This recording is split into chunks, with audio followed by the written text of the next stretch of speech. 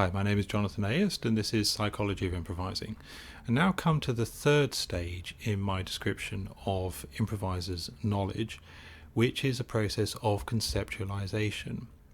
This builds on the earlier process of categorization, which through exploratory steps in what I describe as an environment of improvising, in this new landscape, this new musical landscape, we learn to recognize, label, and remember certain musical events. This process of categorization now needs to be taken a step further. And why is this so?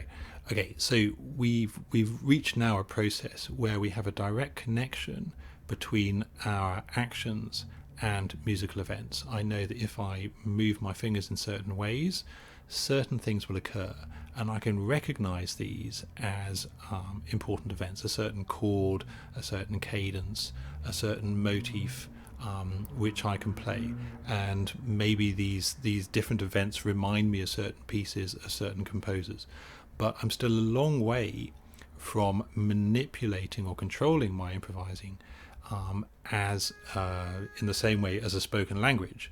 So I need to start perceiving, I need to recreating my music fluently, but also understanding how I can create music so that it works in the same way as the language which I aim for. So, and I found that whenever I'm improvising, I always choose some kind of language, whether it's 19th century or Baroque or more contemporary. There is always a conscious selection of a referent language which I'm aiming at.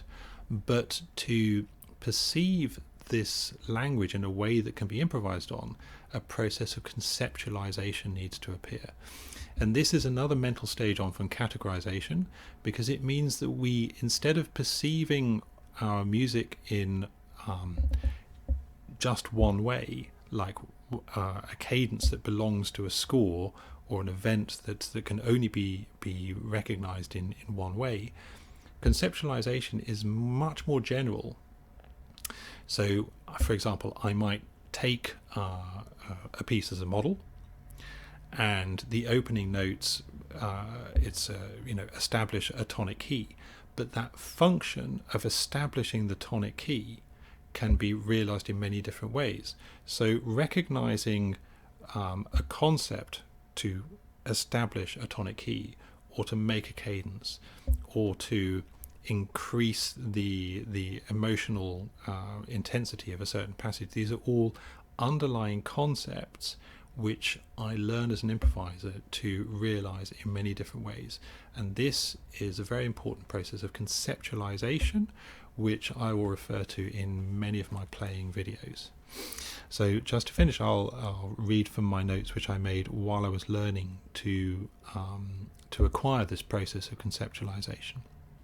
Therefore, through conceptualization, the brain is able to perceive something about musical objects or events which goes beyond their particular superficial features.